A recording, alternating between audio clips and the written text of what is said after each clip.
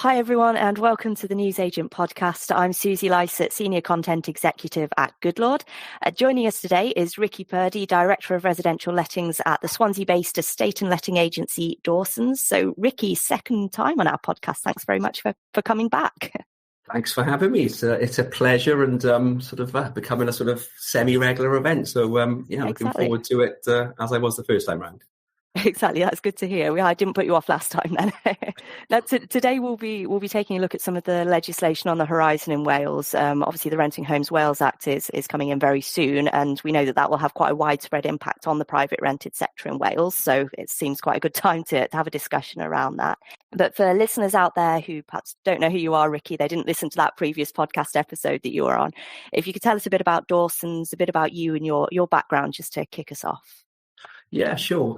So we're an agent, as you've said, in Swansea in South Wales. We've got a 5-office network of lettings offices, which is supported by a sales network as well. So we cover both sides of that. We've got a good catchment. We've got quite a diverse set of tenants, landlords, properties. We're experienced in this market now, which is great, reassuring for the clients, for our tenants, landlords, new and current. It is a busy time. It's challenging. It has been for a while for all the obvious reasons, Suzy. But I think we're using our knowledge and our experience to sort of to make it as good a time as it can be for both landlords and tenants. So we've got a good geographical area that we cover that we're either expanding on within or slightly stretching our boundaries further west and east and a little bit north, for those familiar with South Wales. And that's given more variety and more opportunities to prospective tenants and landlords in what is a difficult market when stock numbers are lower than they've ever been. So, giving more options of properties to rent first time or relocate to, upsize or downsize to is an important part of this year and next year, because it's that organic growth is going to be a very slow process to get to pre-COVID levels if we ever get there in the short term. Well, touching on the topic of COVID, obviously the last time that we did speak for the podcast, it was on the topic of COVID-19, obviously some of the legislation, some of the different measures that were in place at that time. We had the evictions ban. I think when we last spoke, it was coming, furlough was still going on. Notice periods were extended, which we'll obviously talk about a little bit in relation to the new legislation. But are you still feeling an impact of that in Wales? Is it sort of back to normal now? Is it somewhere in between? Yeah, I think it's somewhere in between. Look, thankfully, life isn't quite as difficult or as temporary as it was through those 2 years, even sort of, the latter stages of 2021, where there was a few anomalies. There was no consistency, if I'm honest with you, Suzy. There were changes, being made with quite short notice in regards to property in our industry, within Wales. So it was difficult for us as agents and for landlords and tenants to get a little bit of a handle on. So we've got some consistency now, and the changes since March are welcomed. Are we back to how we were previously? No. That's going to be a sort of a slow process to get there. And obviously we've got the changes ahead of us now in July, which will be the new focal point and another set of differences to get used to that will be far greater, far more reaching, far more involved than those temporary 2 years of COVID. So we're getting back there in terms of, what we're all familiar with as tenants and landlords as much as agents. But yeah, we've also got one eye on, 15, 16 weeks down the line, 12, 13, 14 weeks, however long it is now. And that will be a change. I think we're a little bit more prepared for that, possibly, in terms of the likes of notice periods and having some anomalies to get used to, because we've had to do that for the last 18 months, 2 years in COVID terms. So there is a little bit of a positive to that, if there can be such a thing. No, it's true that some of those measures, they obviously did help a little bit with preparing. Some of those changes are going to be quite similar to the new ones coming in. So let's turn and take a look at those changes that are going to be coming in later this year, in July. So these changes, they have been in the offing for a while. This legislation has been promised for quite a long time. I mean, first off, I guess, why has it taken so long for this to get off the ground and actually be legislated and actually have a deadline for it to come into effect? Yeah. a couple of factors, and I think obviously this all started its life back in 2016, which is a long time ago in terms of the changes that the Welsh government sort of wanted to make to level things up, I suppose, in want of a better phrase, to make it a little bit more sort of balanced for tenants and landlords, and by default, agents were involved. So the inception of that thought, for 1 or 2 years thereafter, was focused, and then a few changes came along, which delayed that possible sort of start date, which could have been, the early into 2020, possibly a little bit before. So the original thought process back in 2016 that maybe had 1 or 2 years to sort of get to fruition, sort of, had some changes that were right to think and revisit and remake. And then COVID came along and put, an extra 2 years on that process. So some of the changes that have happened as a result of that extended time frame are good. We will be better for them over time as an industry and as agency. That's what we've got to work towards. There's no point in sort of, looking back too far down the line as to why and how. Yes, I think the final decisions and the sort of confirmation at the start of this year about what is the case for July the 15th is short in some regard. More time to prepare for aspects of that, I think, would be a little bit more realistic and would be fair, not just for agents, tenants and landlords or agency, but truthfully for self-managing landlords or landlords that are maybe accidental or are reluctant in some shape or form, or were accidental or reluctant at the start of their time as a landlord, that are now enjoying that journey and of choosing to stay that way, whether that's pre-COVID or during COVID, that are just a little detached from all that goes on within the sort of the formalities of things. They might live away from away from Wales. They might live away from the UK, so aren't as familiar with the changes that come along. So giving them a little bit more time and a little bit more sort of insight to sort of, to adjust to things, I think may be a good thing, may have been a good thing, but it is what it is. July is upon us. So 2 or 3 things really, some initial changes to the initial inception back in 2016, then COVID for 2 years brings us to July this year. And that is, that's 6 years, which is an awful long time, isn't it? But we're here now and we'll move forward. And obviously with you talking about particularly these accidental landlords that may not necessarily be quite so involved in everything, all of these changes, has this been communicated to everybody? I mean, does everybody actually know about this, or are there going to be some landlords out there that are caught out by these changes? I think it's inevitable, isn't it, unfortunately? So, you've got, I suppose, with most industries or within our industry, there's a proactive, engaged set of individuals, and there's those which are not necessarily as engaged or as proactive, not in a intentional or detrimental way. They're just not that way inclined. And then you've got maybe the minority then which are actively choosing not to. So yes, some clients will be a little late to the party, and we'll have to get used to some things. The benefit and the plus point to licensing in Wales through Rent Smart Wales is that the database there allows them to communicate, not just the agents that landlords use, but for Rent Smart Wales to communicate with the landlords, which is what they've been doing over recent months, for the landlords to either engage and deal with themselves or start to sort of link up with their agents to find out what their agents are doing and where we're at on that journey in supporting them. So I think the majority will get there. There will be some that won't, and we'll sort of they can be helped and supported as best they can.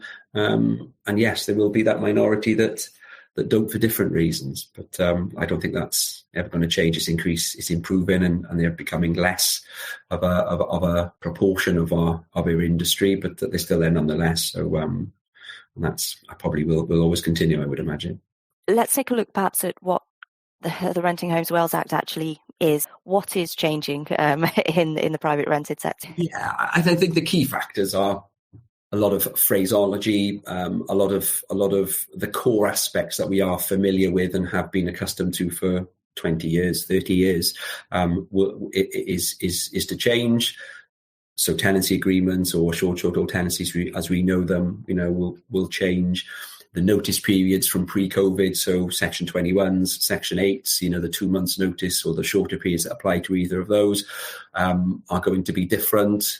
The requirements for landlords outside of HMO properties, for example, already have certain things as mandatory needs, will now be the case across all residential properties. So the introduction of CO alarms, of electrical certificates, those are the biggest changes in terms of they are different from what is the case at the moment, but also are going to be the sort of the largest and possibly the most costly and time-consuming aspects to get familiar with or to get in place for.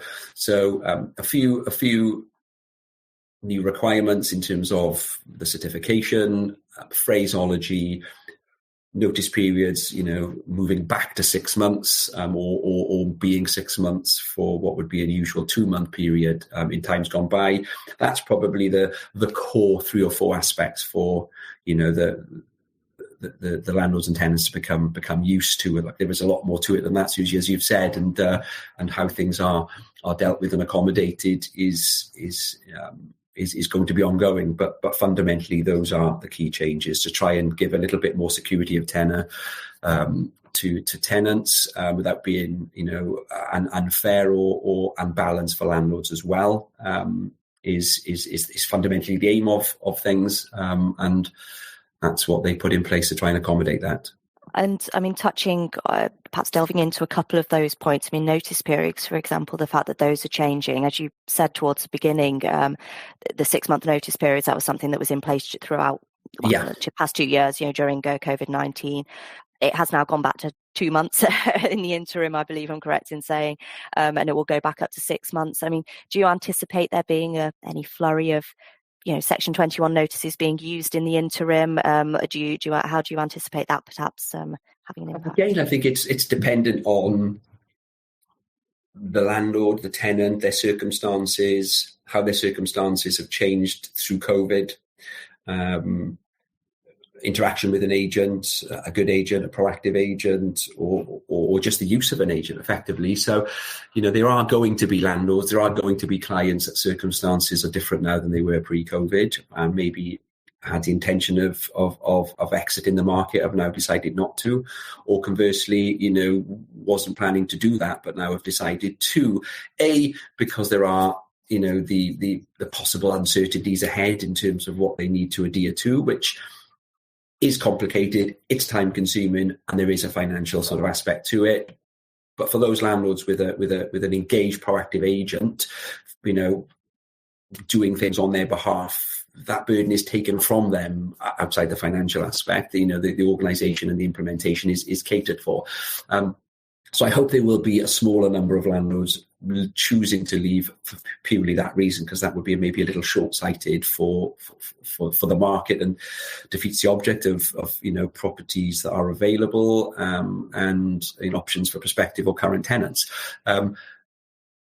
We know it's not helped at the moment by a very strong sales market, Suzy, in simple terms. So if we've got, landlords that have a property which is worth an awful lot more now than it was pre-COVID, then that is one other factor to encourage them to maybe, sort of benefit from that, look to sales and the properties that would typically be sold to a fellow investor or to a new investor, therefore keeping the property within the lettings market, be with us or not, is not a bad thing. But when property prices are high, which they are at the moment, it's not so appealing for an investor to buy the property off a current landlord, because the return and the yields aren't appealing. So that's a little bit of a concern we need to try and navigate around.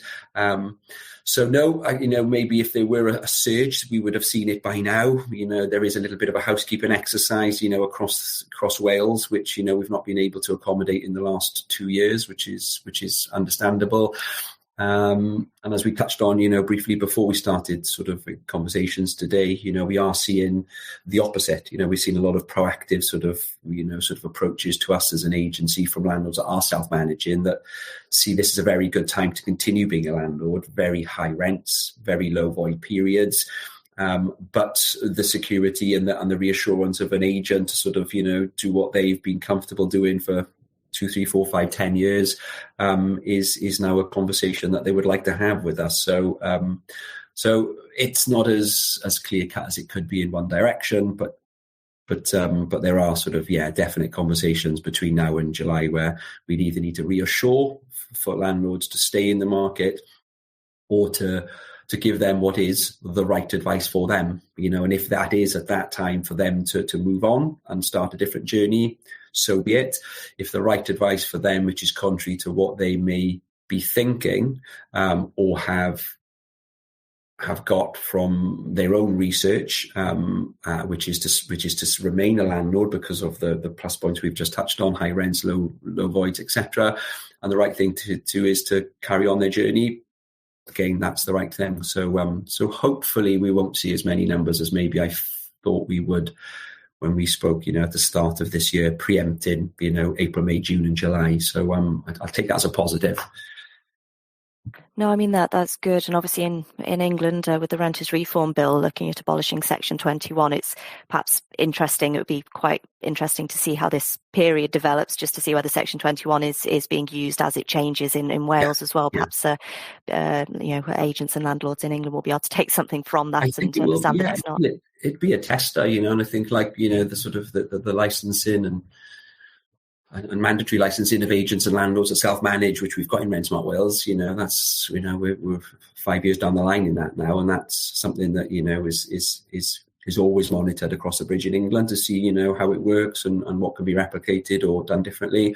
And I think that the fact that in a short period of time we won't have a Section 21 and we won't have a Section 8, we will have Section 173s and some other things that go along with them. I think it's going to be new to lots of people really, and isn't too dissimilar from the last couple of years, which gives us a little bit of a test of how it's going to be received. But yes, in real terms, in day-to-day activities as we hit the tail end of this year, that's when we will probably to get a truer reflection of how it will be through 23 and 24, rather than sort of maybe some knee-jerk reactions in the next 6 months.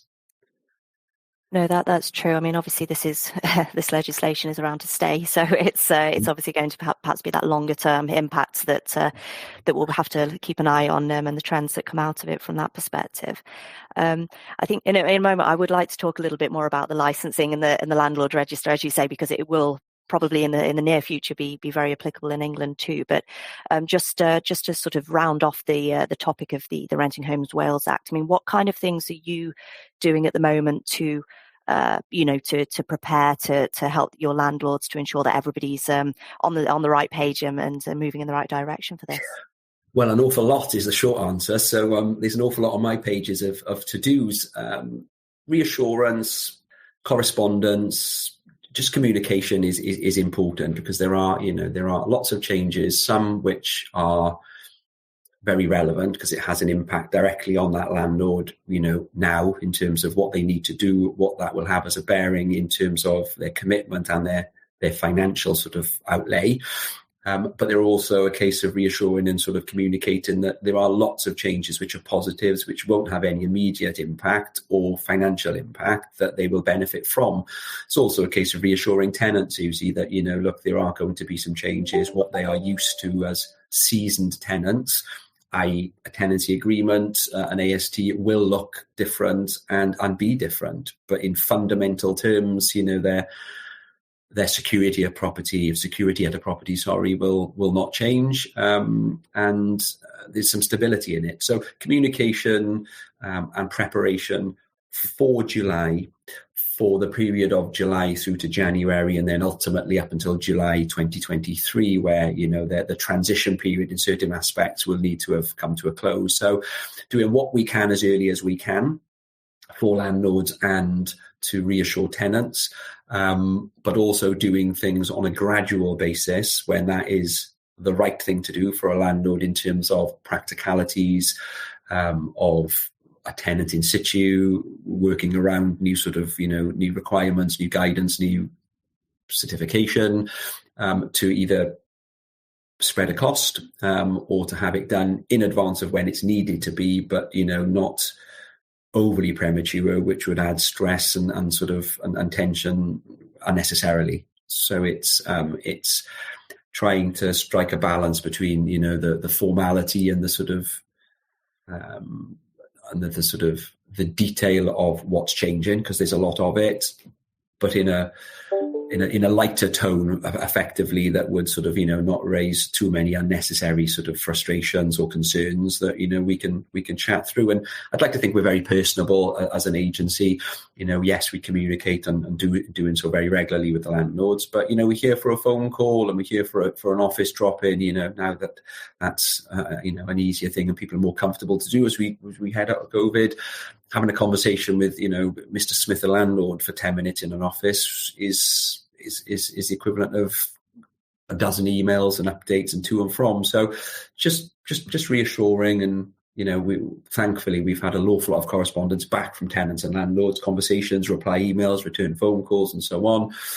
Just to say, great, thanks. We know keeping them informed is important. It's appreciated, and it's reassuring. So if we can carry on with that theme, we'll have done well. So in short, it's communication, it's preparation at the right time for the right change or new guidance, which is realistic for us to live up to our promises and the expectations of clients without just seemingly falling short when that's not the case. Just a case of communication that the timeline is run through choice.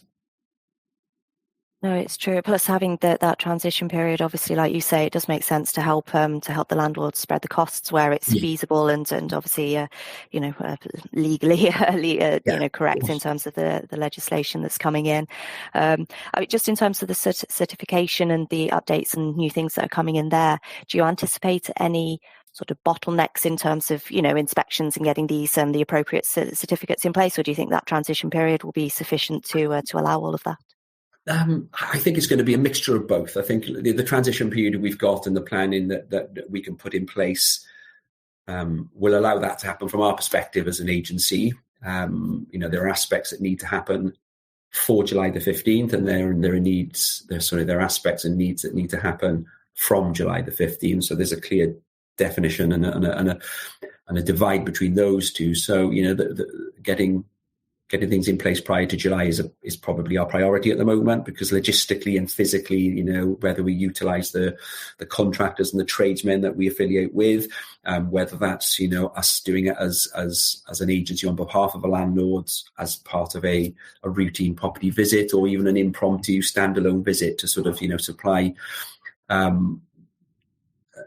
to properties that we don't have to do at the moment. So that's going to be a busy period, but I think we'll get there. In regards to the pinch points or the bottlenecks when we have to rely on contractors and tradesmen or preferred tradesmen of clients as much as our own bank of contractors that we can rely upon, it's going to be difficult, because there is the knock-on of work, or the knock-on of work that a certificate visit brings to the table. Then to have an electrical certificate visit is relatively straightforward in terms of time and the commitment involved, but it's the remedial work that then brings up that we need to accommodate before we can get that certification for 5 years is what's the bigger problem in practical terms. So hence looking at that over a staggered period that has already started some time back and will continue for the 15 months ahead of us. So if we can structure that in a realistic way, I think we'll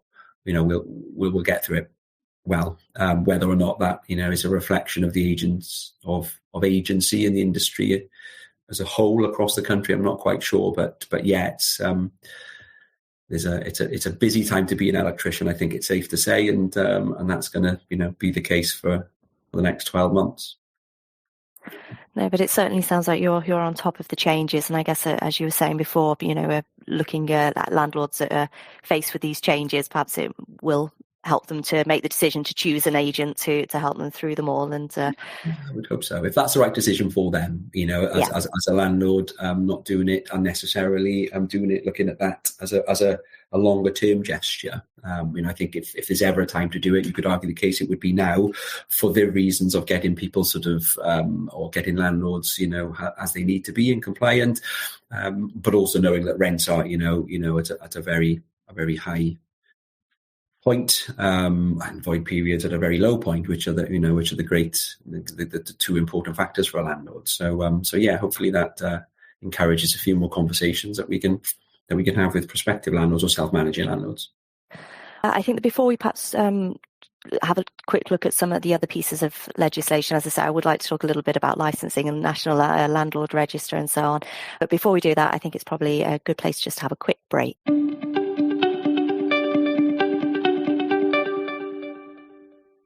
Are you always worrying about compliance at your agency and just want it off your plate? Well, that's one of the things Goodlord's here to help you with. From sending the How to Rent guide and attaching property certificates to taking the right deposit amounts and sending prescribed information, we'll help you take care of lettings compliance all in one place. Head to goodlord.co to check compliance off your to-do list. Goodlord. It's just that good.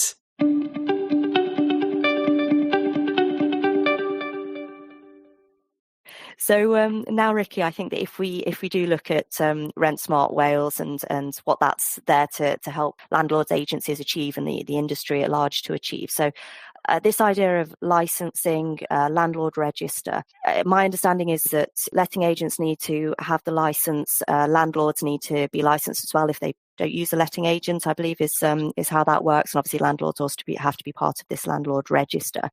What kind of hoops do you have to jump through in order to gain this license?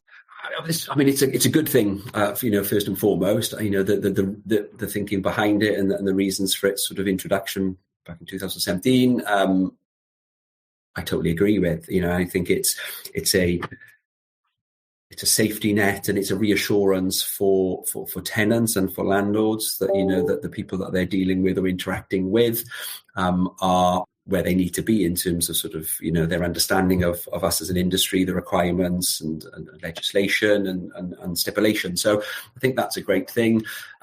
As you've touched on there, every landlord that has a property that's let within Wales needs to be sort of registered to have their information registered with Rent Smart Wales. Landlords that self-manage in any shape or form would need a license for self-managing, or landlords that use the services of an agency for management in its entirety would just need to make sure they choose a licensed agent and therefore not need to be licensed themselves.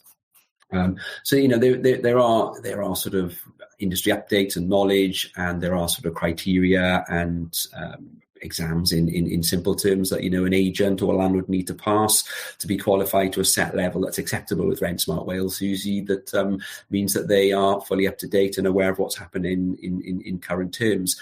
So that will change slightly as we get into July, because all that agents and self-managing landlords know now or have been able to sort of confirm they know through their recent tests and qualifications will need to be expanded on or added to, covering the changes from July in terms of the Renting Home Wales Act. So there are going to be some more stipulations coming our way as agents and landlords as we reach July.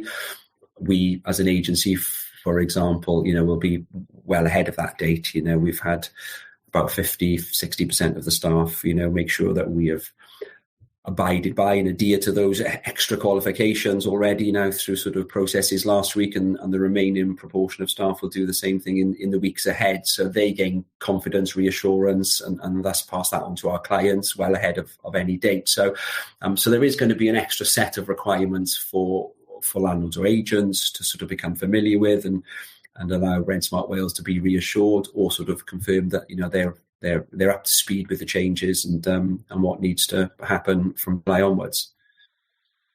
And I suppose as well, you've already touched on it, but this idea of communication, having this established kind of database of all landlords, I guess that it must make it much easier to have one direct source of truth in terms of what is changing. You know, if that's being communicated directly through this channel, it must make things easier than it perhaps is in England, where perhaps you have to go out and look for that information yourself a little bit more. Yes, definitely. I think that is probably one of the bigger advantages at the moment.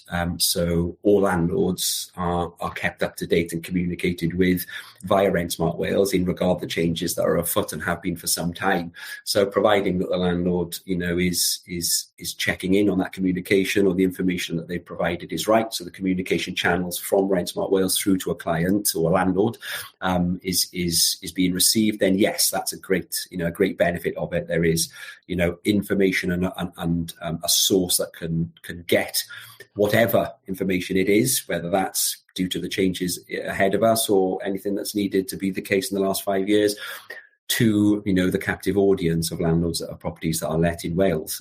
So there's a clear sort of channel there, which is a, you know, a one place for all environment. And also, you know, it's a two-way street. So, you know, prospective landlords, prospective tenants can themselves look at Rent Smart Wales to find out if an agent or if a landlord or if a property is as it needs to be, you know, on a register, associated or affiliated with an agent or not, as well as all the other things on the Rent Smart Wales website. So FAQs and sort of insights and sort of, you know, guidance on how to become a landlord, a licensed landlord, a registered landlord, or the benefits of using a licensed agent. So that is definitely a big plus point to it. It's one place for people to go, or for information to be sent from. And so I'm all for that. And that's probably going to be a big part of the success or the sort of awareness of what's ahead of us.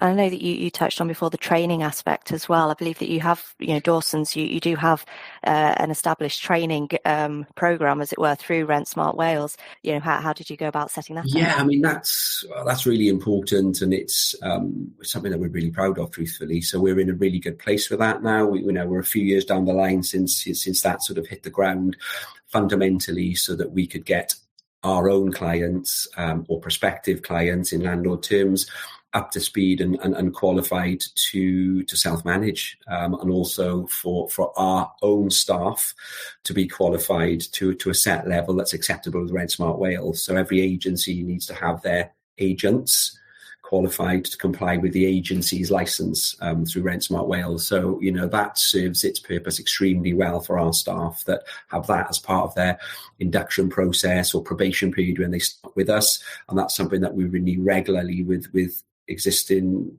experienced and long-standing staff.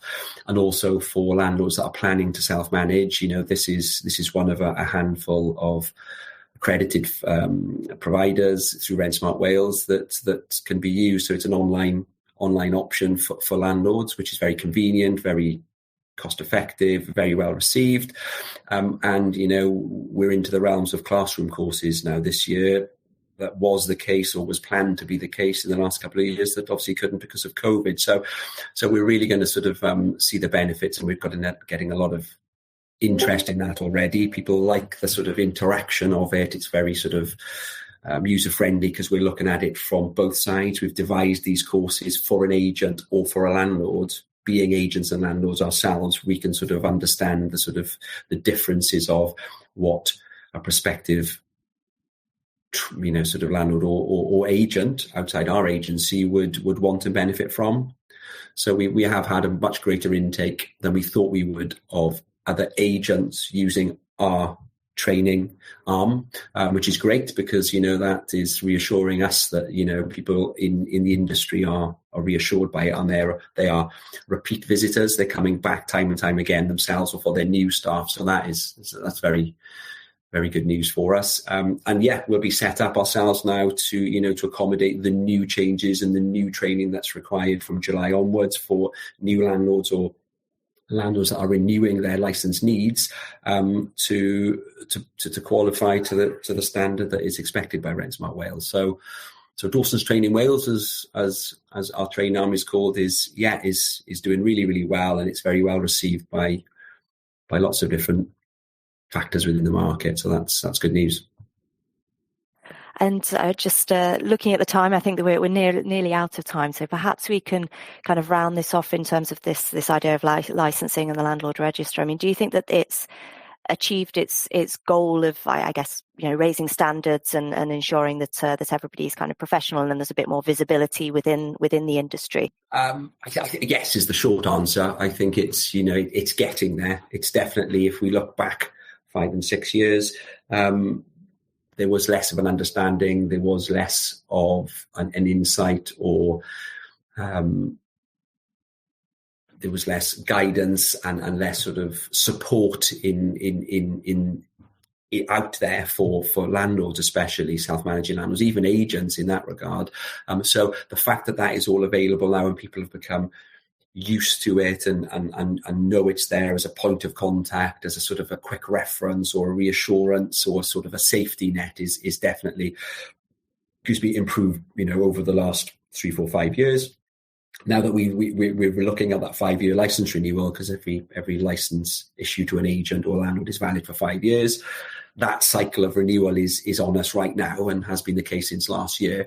So that's bringing it back to the sort of the table, as it were, then, for people to sort of revisit and refresh as a landlord or as an agent. So, its job it isn't done in its fullness, but we are definitely better for having it. And, if the next 2 or 3 years replicate the last 2 or 3 years, I think it has increased the standards of agents within agency, what landlords understand as not just a need, but as the right thing, as good practice, not the bare essentials for the properties that they provide to tenants. And I think, that will continue to sort of increase and improve, therefore making those properties more appealing than the ones of landlords or agents that aren't necessarily doing what they need to do, which is, I suppose, what the whole licensing and sort of policing of is aimed at. Well, I think that's quite a nice positive message to end on, especially as we discussed the fact that in England, National Landlord Register, we've got the regulation of property agents and so on the horizon. We don't know exactly when, but on the horizon. So it's nice to hear that it's a relatively positive experience in Wales, with those having been implemented for a while. Well, thanks ever so much, Ricky, for having joined me again, as I say, for our second podcast together. I think it's been a really interesting conversation.